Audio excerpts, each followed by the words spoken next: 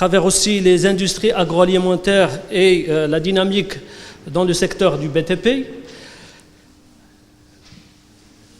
Les pôles de Casa et de Rabat, la dynamique, c'est à travers le secteur tertiaire. Pour Rabat, c'est l'administration générale et les services au niveau de Casa. Pour Tanger, c'est essentiellement les industries manufacturières. Pour la Chaouia, c'est également les industries, mais aussi le BTP.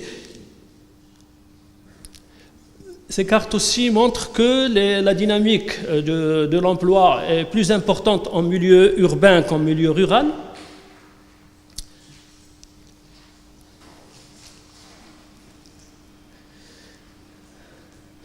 Donc la première carte donne le taux d'accroissement de l'emploi entre 1999 et 2012.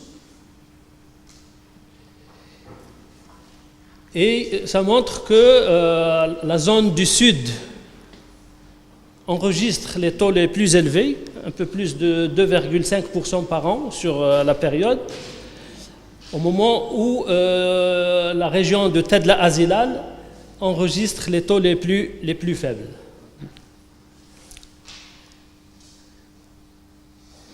Ça montre donc aussi que les régions pour lesquelles le milieu rural est le moins dynamique, c'est donc les régions de l'oriental et les régions du sud. La région de l'oriental, mais aussi Tafilalt et Tedla Azilal.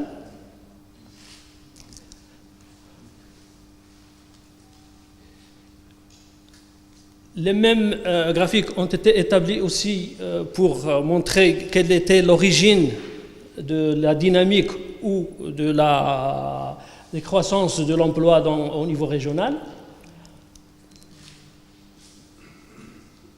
Donc, le premier graphique montre que, effectivement, ce sont toujours, pour le sexe masculin, ce sont les régions de l'oriental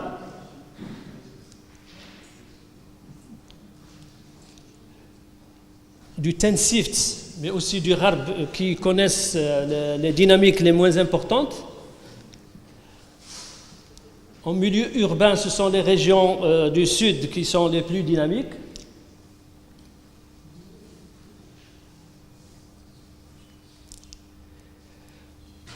Pour le sexe féminin,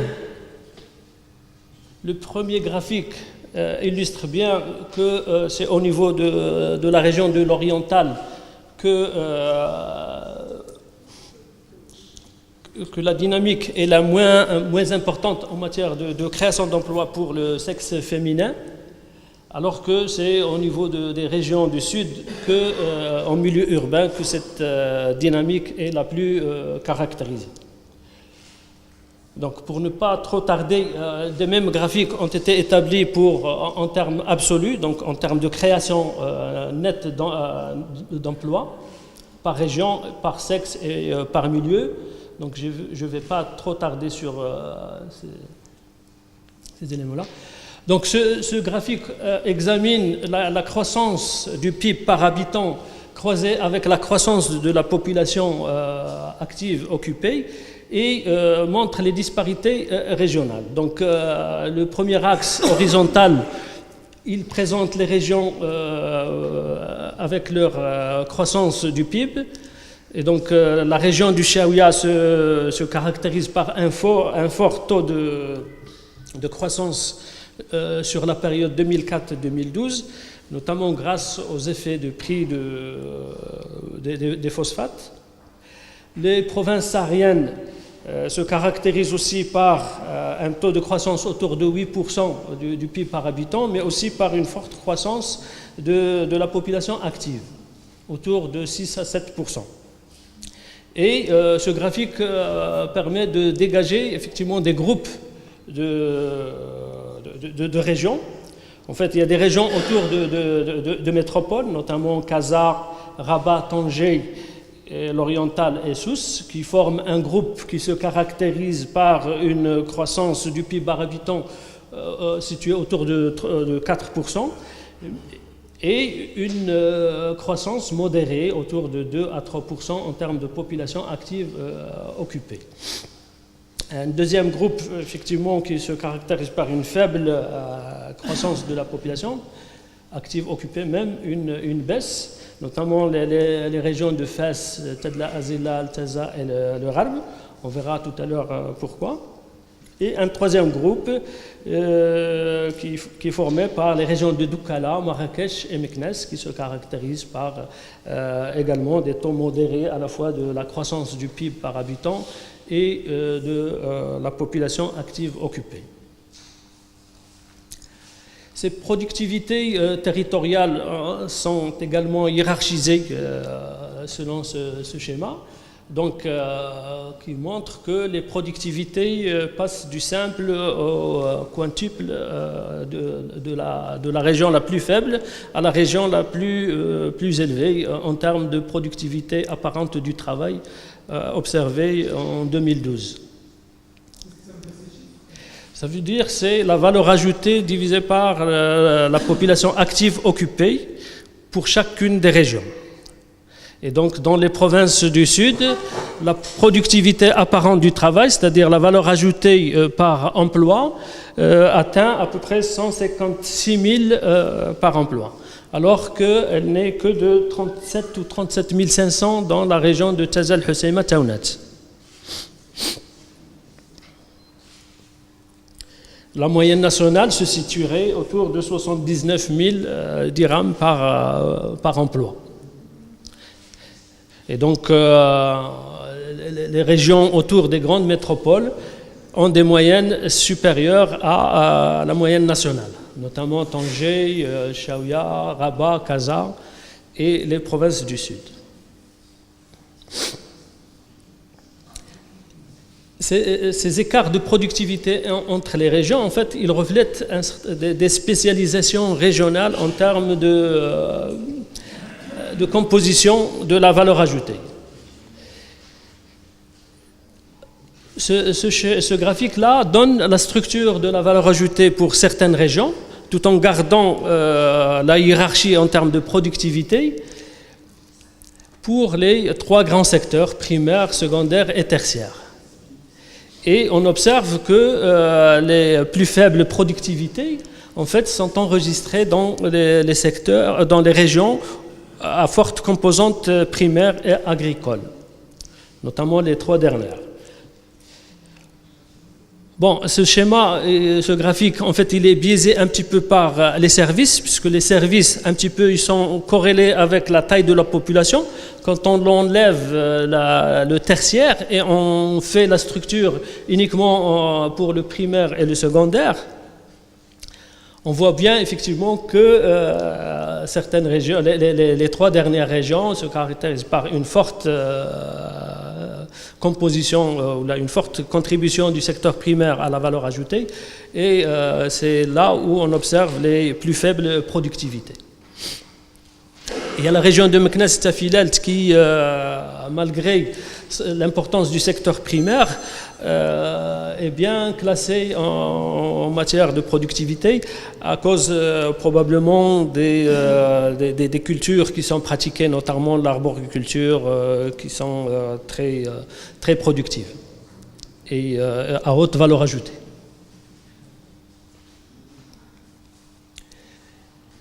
En matière de réallocation territoriale, on a procédé à l'établissement de ce schéma qui place les régions selon deux axes. Le premier, c'est le changement de structure dans la part de l'emploi. Et le deuxième, c'est le changement de la productivité, toujours par rapport à la moyenne nationale. Et il montre que la région de Casa, par exemple, elle a gagné en termes de structure d'emploi.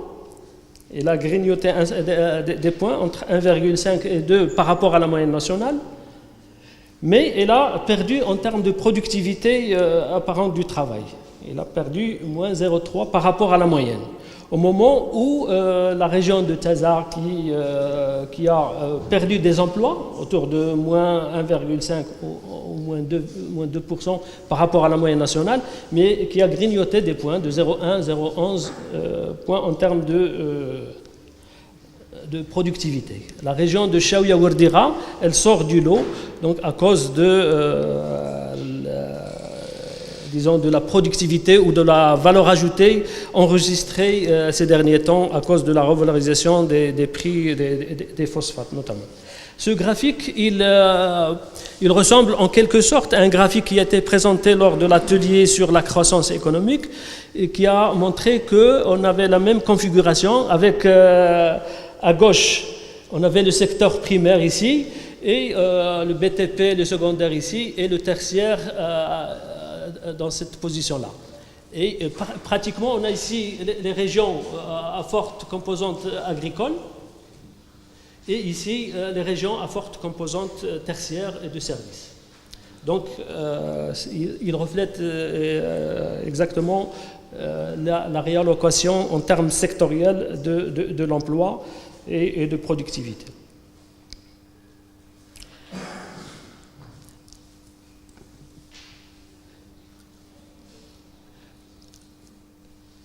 Maintenant, on va parler un petit peu de la formalisation de l'emploi. On sait que l'emploi, effectivement, il y a une bonne partie qui est dans l'informel et le formel n'est représenté qu'autour de 30 à 40%. Mais on a observé ces derniers temps que la formalisation est de plus en plus importante. Donc, entre 2006 et 2013, le nombre de déclarés à la CNSS a augmenté de plus de 900 000 personnes, soit à peu près 130 000 personnes par an qui sont déclarées à la CNSS. Parmi ces 900 000 personnes, il y a 27% de femmes et 73% d'hommes. Le taux d'accroissement du formel durant cette période est de 6%, alors que l'emploi global à travers l'enquête emploi n'est que de 0,7%. Donc, ce qui montre effectivement l'importance de la formalisation de l'emploi. Cette formalisation, elle concerne essentiellement 4 pôles qui représentent à peu près les 3/4 des emplois formalisés en quelque sorte. Ce sont les régions de Casa, Rabat, Agadir et du bipôle Tanger-Tétouan, qui représentent donc, comme j'ai dit, à peu près les 3/4 des créations ou de la formalisation.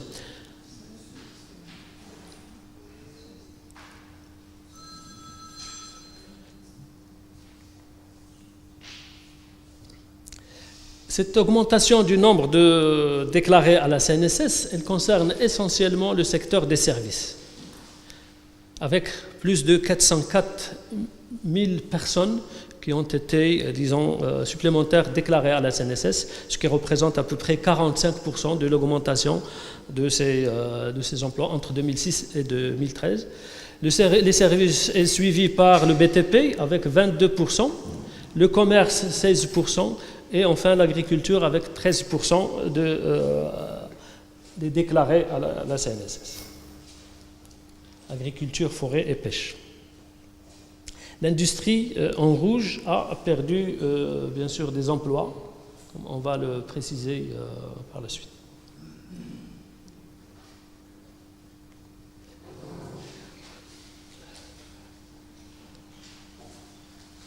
En termes régionaux, l'augmentation du nombre de déclarés dans le secteur des services a été réalisée essentiellement à Casa, avec 230 000 personnes, et Rabat, 69 000 personnes. Les services ils comprennent au sens large l'administration générale et les services au profit des entreprises et des ménages, les institutions financières, etc. Donc, c'est la définition large du secteur des services. Et donc, on voit bien le graphique, la domination de Casa et de Rabat, suivi de très loin par le Tansift. La genderisation de ce secteur montre que l'augmentation du nombre de déclarés dans le secteur des services concerne plus les hommes, donc avec 64%, plus que les femmes, qui ne représentent qu'à peu près le tiers, donc 36%. Donc sur les créations à Casablanca, 72 000 personnes de sexe féminin ont été, disons, déclarées à la CNSS durant cette période-là, 2006-2013. Pour le secteur de l'agriculture, de la forêt et des pêches, c'est la région du sud en fait, du Souss-Massa qui a enregistré les plus forts enregistrements au niveau de la CNSS, avec à peu près 58 000 personnes, suivi de la région du Rarb. Et je vous rappelle que le découpage qui est donné ici, c'est le découpage retenu par la CNSS. Il s'agit en fait de direction régionale de la CNSS qui regroupe plus ou moins un certain nombre de régions.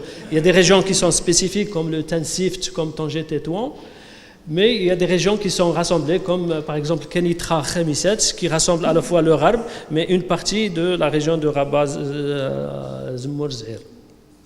La même chose pour Chaouia et Tadla, qui sont regroupés dans la même direction régionale de la CNSS. Donc c'est un découpage spécifique à la CNSS, mais on peut faire le parallèle avec...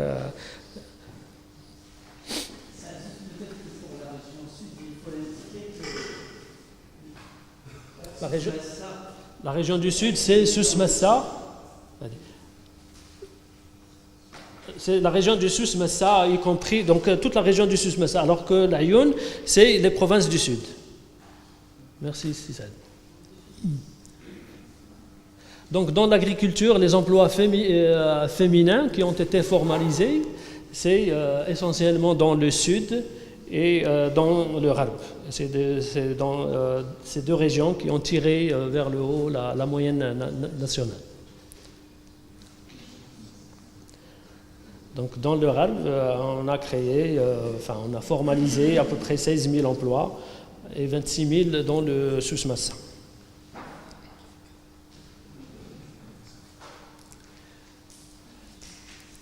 Au niveau des industries manufacturières qui ont enregistré une baisse de à peu près 10 000 à 11 000 emplois. C'est la région de Casa qui a payé les pots cassés de la crise dans les secteurs des industries manufacturières. Et donc, elle a perdu 39 000 emplois en net. Rabat, elle a perdu 10 000 emplois. Alors que la région de Casa a gagné plus ou moins 31 000 Casa, donc c'est Tanger en fait, pardon. Tanger, la région de Tanger, qui a gagné 31 000 emplois de plus sur la période.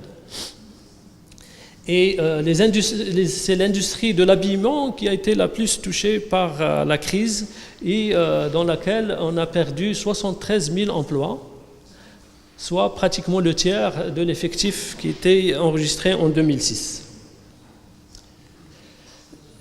Genderisé, cette baisse du nombre de déclarés dans le secteur des industries manufacturières concerne essentiellement les femmes, avec une baisse de 29 000 personnes, notamment à Casa et à Rabat, contre une augmentation pour les hommes, 18 000 personnes en augmentation dans les secteurs industriels.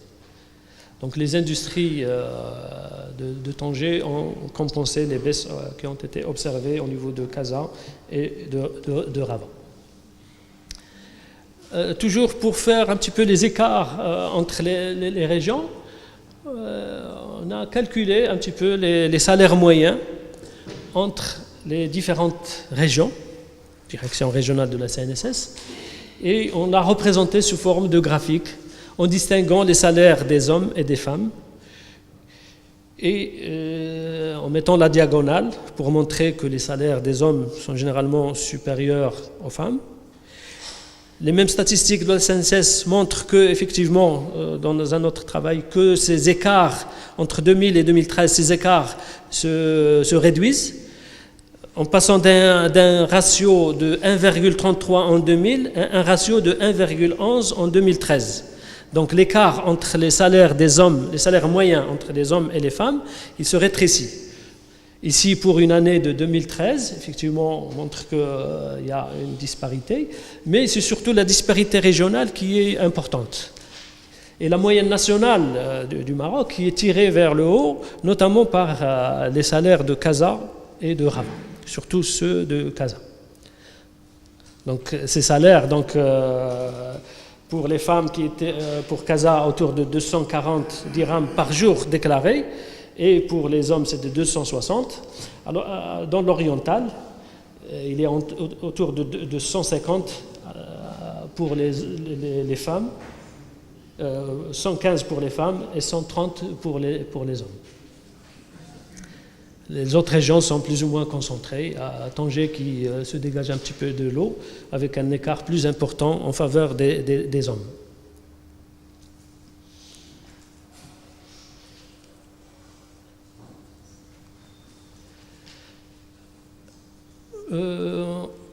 Pour montrer aussi les disparités régionales, on a établi ce graphique qui classe un petit peu les régions selon le taux de chômage observé en 2013 ainsi que le taux d'activité comparé à la moyenne nationale qui est, disons, le point au milieu. Et on distingue effectivement qu'on a plus ou moins trois groupes de régions.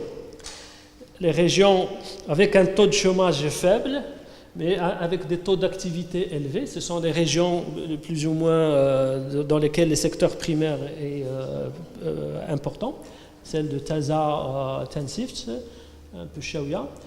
Les régions, un petit peu les grandes agglomérations dans lesquelles le taux de chômage est élevé, avec des taux d'activité relativement faibles, ce sont donc les grandes agglomérations autour de Rabat, Casa, Tanger, Meknès, l'Oriental, et avec lesquelles il y a les provinces du Sud. Et un troisième groupe dans lequel le taux de chômage est relativement réduit, mais le taux d'activité aussi, qui sont donc Tedla, Azela, le Sus Massa et Fès Boulman.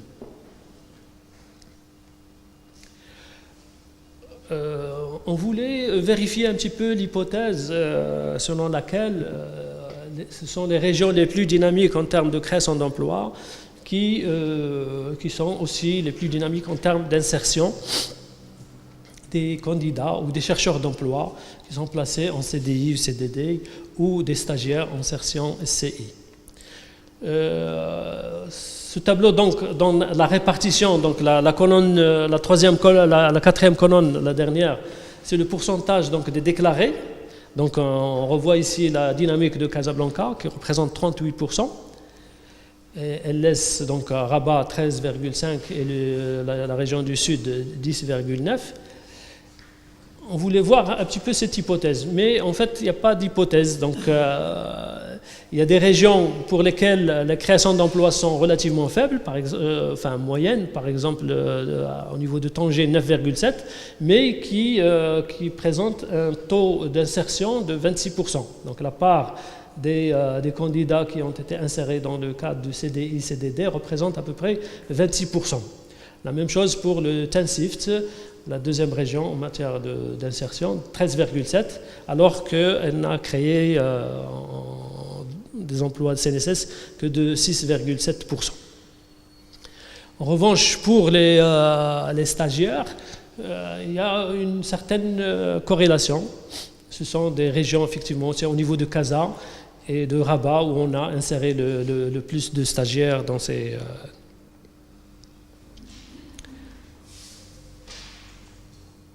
Donc, la conclusion de cette caractérisation de l'emploi au niveau territorial montre qu'il y a certaines régions qui sont plus dynamiques que d'autres en termes de création d'emplois, avec une tendance à la métropolisation, donc autour des grandes métropoles qui sont Casa, Rabat, Agadir, Tanger, dans une moindre mesure Marrakech.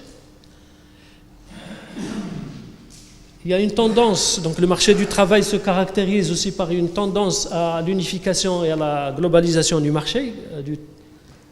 Donc c'est une tendance, c'est des gens qui se déplacent d'un secteur à l'autre et d'une région à l'autre. On a observé aussi que ce marché est caractérisé par une tendance à la spécialisation. Casa se spécialise dans les services avec Rabat, Tanger dans les industries, Agadir et les régions du sud dans l'agriculture. Bien sûr, d'autres régions qui sont marginalisées.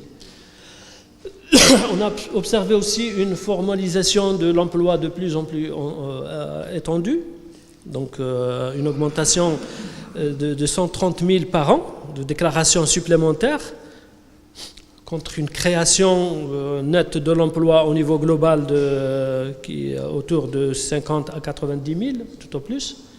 Et enfin, une réallocation sectorielle et régionale des emplois, donc des mouvements qui suivent un petit peu notamment les baisses de l'emploi dans l'agriculture et dans les régions à forte composante primaire, qui se déplacent vers les secteurs, disons, secondaires et surtout tertiaires, et dans les régions donc à forte composante tertiaire et secondaire. Et je vous remercie.